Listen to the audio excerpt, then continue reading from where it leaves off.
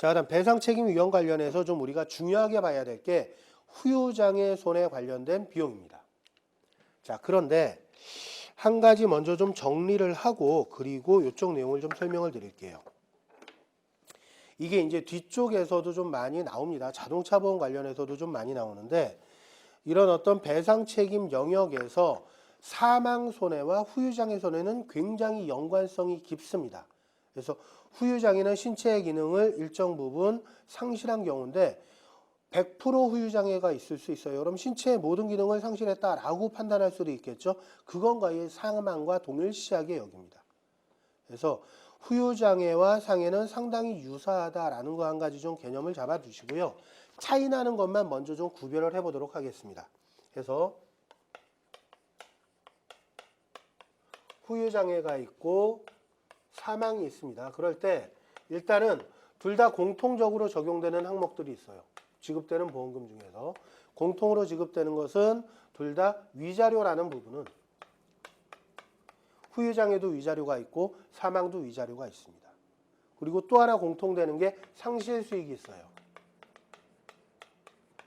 즉 미래에 벌어들일 소득 부분이 상실됐다라는 거죠. 미래의 수익이 상실됐다라는 건데 계산식 자체는 거의 똑같습니다. 근데 계산식에서 뭐가 달라지느냐 이렇게 보시면 돼요.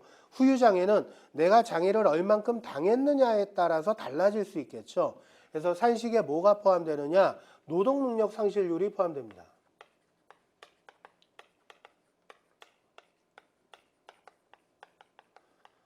얼마만큼 후유장애가 발생이 됐느냐에 따라서 상실소득 금액이 달라진다라는 거죠. 근데 사망 같은 경우는 완전히 사망한 거니까 이때는 상실수익 인정할 때 이제 노동력 상실률은 고려하지 않지만 생활비를 공제합니다. 소득 중에서 이미 사망했기 때문에 본인의 어떤 생활비 지출은 없을 거다라는 거죠. 그래서 우리 자동차 보험 같은 경우에는 이 생활비를 3분의 1을 일괄 공제합니다. 반면에 후유장애에선 생활비 공제가 없어요. 왜? 생존에 있기 때문에 그렇습니다. 그 다음에 또 하나 이제 추가되는 항목이 지급되는 보험금 중에서 추가되는 항목이 후유장애 같은 경우에는 개호비가 추가돼요. 100%의 노동능력 상실을 갖게 되면 혼자서 거동을 할 수 없기 때문에 위자료 상실수익액 외에 개호비가 추가가 되고요. 사망 같은 경우에는 간병인은 필요하지 않겠죠. 이미 사망했으니까 대신에 사망했으니까 장례는 치러야 됩니다. 그래서 장례비가 추가가 됩니다.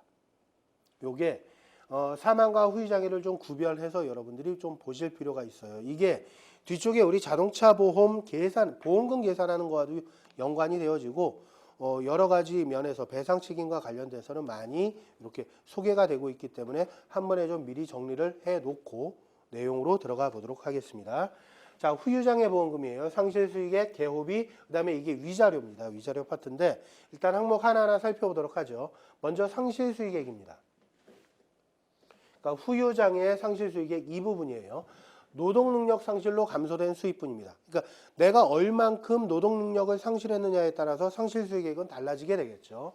그래서 노동능력 상실률은 장애율 그리고 직업과 성별을 고려해서 판정을 내리는데 이 노동능력 상실률을 평가하는 기준이 교재에 세 가지가 소개가 되고 있습니다.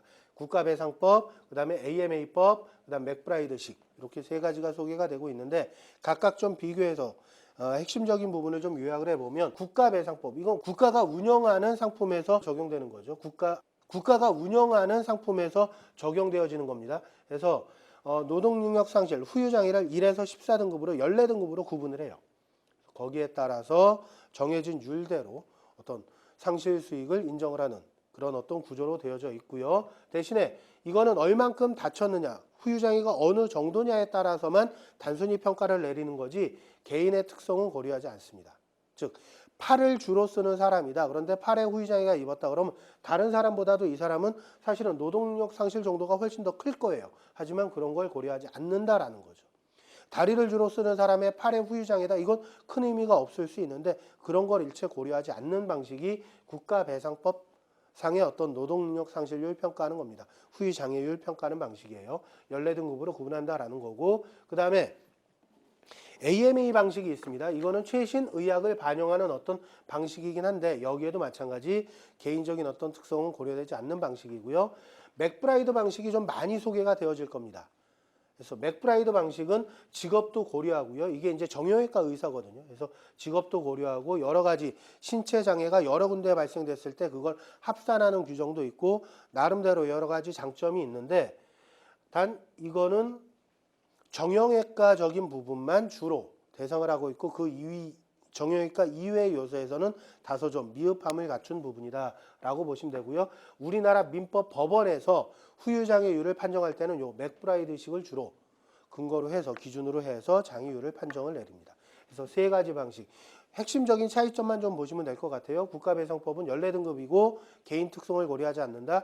AMA 방식은 최신 의학을 반영하는 방법이긴 하지만 마찬가지 개인 특성을 고려하지 않는다. 맥브라이드 방식은 직업과 뭐 연령이나 이런 부분들을 다 고려하고 여러 장애를 합산하는 방식도 다 포함이 되어 있고 우리나라 민법 법원에서 주로 채택하는 방식이다. 대신에 정형외과 이외의 분야에서는 좀 이렇게 적용하는데 어려움이 있는 방식이다.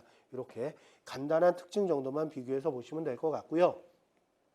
자, 그 다음에 여기도 언급을 했는데 이제 그 상실 수익액 관련해서는 사망에서는 생활비를 공제합니다. 이렇게 생활비를 공제하고 후유장애보험금에서는 노동능력 상실률을 반영을 합니다. 생활비 공제는 없다라는 거죠. 그리고 자, 이거는 미래소득에 대한 어떤 상실 부분을 계산하는 거죠. 그러다 보니까 미래에 발생된 소득을 지금 현재 시점으로 할인을 시켜줘야 됩니다. 그런데 이렇게 중간 이자를 공제하는 할인하는 방식이 호프만 방식이 있고 라이프니츠 방식이 있어요. 참고로 호프만 방식은 단리로 할인하는 거고 라이프니츠 방식은 복리로 할인하는 방식입니다. 그러다 보니까 고객에게는 어느 경우가 더 유리하냐, 즉 손해배상 받는 사람 입장에서는 단리로 할인하는 게 훨씬 더 유리해지겠죠. 하지만 우리나라 자동차 보험에서 어떤 후유장애보험금이든 사망보험금이든 상실수익액 계산할 때는 라이프니츠 방식, 즉 복리 할인 방식을 채택을 하고 있습니다. 우리나라 법원에서도 두 가지를 뭐 이렇게 상황에 따라서 다 적용을 해주는데 일반적으로는 호프만 방식을 많이 사용을 합니다. 그러니까 피해자가 그만큼 좀 유리해지겠죠. 이런 부분도 있고요. 그 다음에 여기 이제 후유장애보험금을 계산할 때는 상실수익액을 계산할 때는 지금 현재 소득을 기준으로 해서 금액을 산정하게 되어 있습니다. 그래서 현재 어떤 소득액 기준으로 하는데 이게 이제 세금 신고가 다 되고 입증이 된다면 입증된 금액으로 적용을 해주면 되겠지만 입증이 어려운 경우 있을 수 있겠죠. 세금 신고를 제대로 안 한다든지 할 경우에 그때는 일용근로자 임금을 적용을 한다. 이렇게 보시면 되겠고요. 자, 여기서 사망의 경우는 생활비를 공제한다 그랬는데 이 생활비 공제 관련해서는요. 미성년자는 생활비 공제를 하지 않습니다. 그래서 성인일 경우에만 공제가 적용이 되어지는 거고 자동차 보험에서 보험금 지급하는 계산식에서는 사망일 경우에 생활비를 수입의 3분의 1로 일괄 공제하는 걸로 적용이 되어집니다. 그 다음에 어쨌거나 노동능력 상실률, 상실수익은 내가 근무할 기간 전체에 대해서 인정을 해줘야 되겠죠. 그래서 취업 가능 월수 언제까지 근무를 할 거냐라는 것은 좀 그 규정되어 있는 대로 그 직업에 대한 정년 규정이 있으면 그걸 따르게 되어 있습니다. 그래서 보통 65세까지인데 별도 정년이 있다면 그 정년 규정을 적용한다라고 보시면 될 것 같아요. 그래서 군이나 정년을 고려한다. 참고로 뒤쪽에 자동차 보험 쪽에서도 우리가 학습을 하게 될 텐데 이렇게 보험금 계산을 하게 됩니다. 그러면 이렇게 취업 가능 월수를 언제까지 할 거냐라는 건 시험 지문에 주어집니다. 그 주어진 대로 향후에 얼마 정도 일을 할 것으로 예상을 하느냐를 계산을 해 주시면 되겠죠. 그래서 정년이 나와 있으니까 그 부분을 반영해서 계산을 해 주시면 되겠습니다. 자, 여기까지가 상실수익 관련된 조항이에요. 그 다음 개호비 관련해서요. 개호비는 이제 노동능력 상실률이 100%일 때 혼자 힘으로 거동을 할 수 없을 때에 대한 부분인데 불치의 후유장애로 혼자 힘으로 생활할 수 없고 항상 타인의 도움이 필요로 할 때 반영되는 게 개호비입니다. 이건 의사가 판단을 하고요. 개호비용을 인정하는 건 언제부터 언제까지 개호비용을 인정할 거냐. 그리고 개호 인원 한 1인당 하루 8시간 기준이에요. 그러면 하루 종일 개호를 받아야 된다 그러면 3명이 필요해지겠죠. 하루 24시간이니까. 그래서 기간이나 인원은 의사가 판단을 해서 정하게 되어 있습니다. 그리고 참고로 자동차 보험에서도 개호 비용은 인정이 되어지는데 자동차 보험에서 임금 기준은 일용 근로자 임금 기준을 적용을 하고요. 개호 인원은 1명으로 제한하고 있습니다. 그러니까 8시간으로 제한하고 있다. 이렇게 이해하셔도 되겠고요. 자, 그 다음에 후유장애 관련해서 보통은 이제 영구장애만을 후유장애로 인정을 합니다. 그런데 최근에는 한시장애를 인정하는 경우들이 있어요. 한시장애라는 것은 일정 기간 동안만 장애가 있는 거죠. 이후에는 이제 어느 정도 호전이 되는 건데 원래 후유장애는 영구장애를 의미하지만 최근에는 한시장애도 어느 정도 인정을 하고요. 그 다음에 기여율이라는 것도 반영을 합니다. 기여율이라는 것은 뭐냐 하면 사고 이전에 그 사람의 상태가 그 사고의 손해를 더 키우는 경우들이 있을 수 있겠죠. 예를 들어서 교통사고로 사람이 다쳤는데 사고 이전에 디스크를 가지고 있는 사람, 디스크를 현재 치료받고 있는 사람이라면 사고로 인해서 훨씬 더 많이 다칠 수 있다는 겁니다. 손해가 커질 수 있다는 거죠. 이런 부분들을 반영하는 게 바로 기여율입니다. 그래서 기왕증으로 인한, 기왕증이라는 게 사고 이전에 가지고 있는 증세니까 기왕증으로 인한 기여율을 반영해서 어떤 손해배상액을 결정을 하는데 이거는 당연히 의사가 판단을 내려줘야겠죠. 여러 가지 상황을 고려해서 의사가 기여율을 결정하게 되어 있습니다. 그 다음에 그 외에 의료보조기구들도 전문가 감정에 의해서 배상을 인정을 합니다. 그 다음 일을 못해서 발생되는 휴업 손해가 있을 수 있겠죠. 그래서 치료기간 동안 일을 못해서 발생한 수익 감소 부분도 인정이 되어지는데 이때 수익 감소한 금액이 얼마냐 그리고 며칠 일을 못했느냐 요걸 동시에 고려를 합니다. 그 다음에 전업주부, 가사종사자 같은 경우에는 현재 뭐 소득 발생시키는 게 없기 때문에 휴업손해 부분이 인정이 안 된다라고 생각하실 수 있겠지만 가사종사자가 어떤 다쳤다, 손해배상을 입었다라고 하더라도 어쨌거나 치료받는 기간 동안은 타인을 고용을 해야 되겠죠. 누군가 집안일을 해줘야 된다라는 겁니다. 그 비용이 인정이 되어집니다. 그리고 휴업일수는 치료기간 범위 내에서만 인정이 되어져야겠죠. 그래서 여기까지 후유장애 관련돼서는 좀 정리할 게 많습니다. 그래서 쭉 큰 틀로 한번 정리를 해봤고요. 교재를 보면서 하나하나 짚어보도록 하겠습니다. 자, 77페이지예요. 후유장애 손해. 단락 첫 줄 끝에 보시면 피해자에게 남아있는 신체 결손이나 기능 감소, 치료가 다 끝났는데도 뭔가 기능이 상실된 부분이 있다면 이걸 후유장애라고 이야기를 하고요.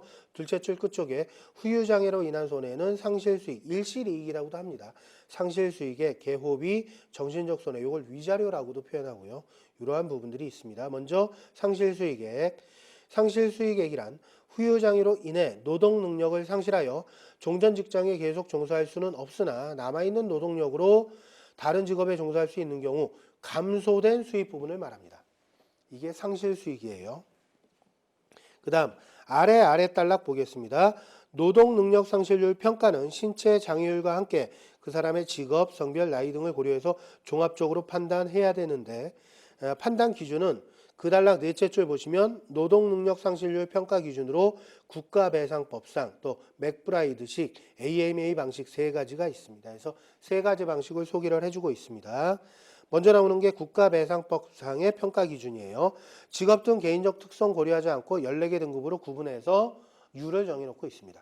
그래서 1등급부터 14등급까지 그냥 1등급은 100%, 2등급은 몇 프로 이렇게 단순하게 정해놓은 방식이 국가배상법상의 기준이다라고 보시면 되겠고요.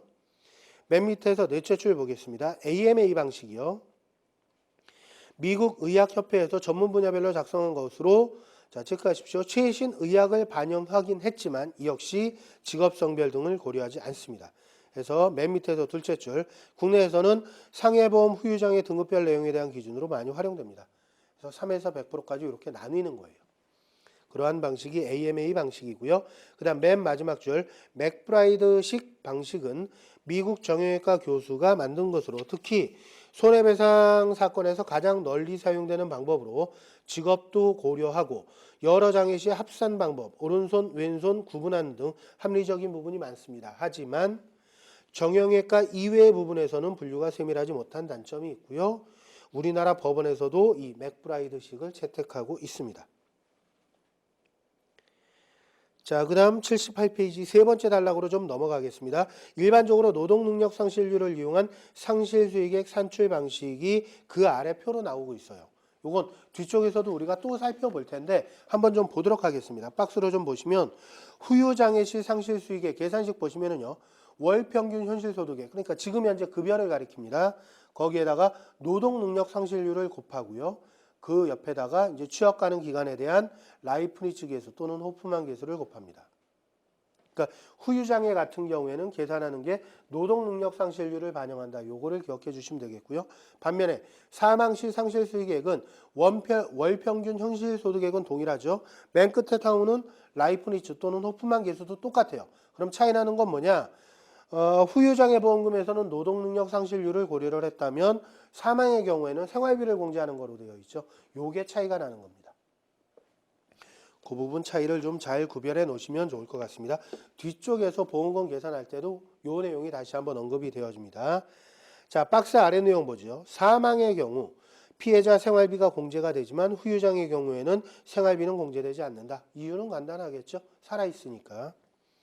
자, 그 다음 맨 밑에 줄 보겠습니다. 중간 이자 공제 계수. 즉, 이건 미래 소득에 대한 상실 부분이니까 현재 시점으로 할인을 해줘야 되겠죠.